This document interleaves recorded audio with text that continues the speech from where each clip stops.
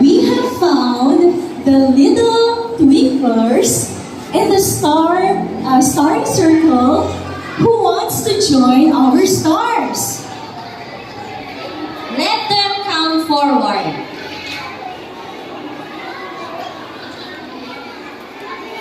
Tell me, why do you want to become a star? I want to be truthful. I want to be helpful. I want to be obedient. I want to be thrifty. I want to be cheerful. Stars are little children who brighten their homes with smiles and good deeds. Each star had to make happy every day her mother or father or brother or sister. She must keep herself brightly shining by being clean, truthful, and obedient.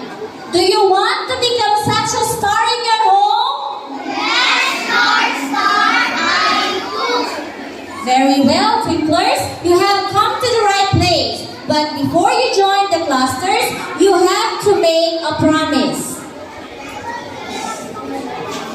Star Scout, Star Scout promise and Lord Star Scout promise. I promise to do my best to love God and my country, to help other people every day, especially those at home.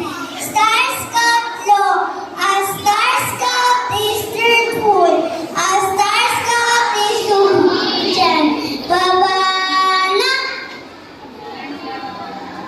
Tinatawagan po ang mga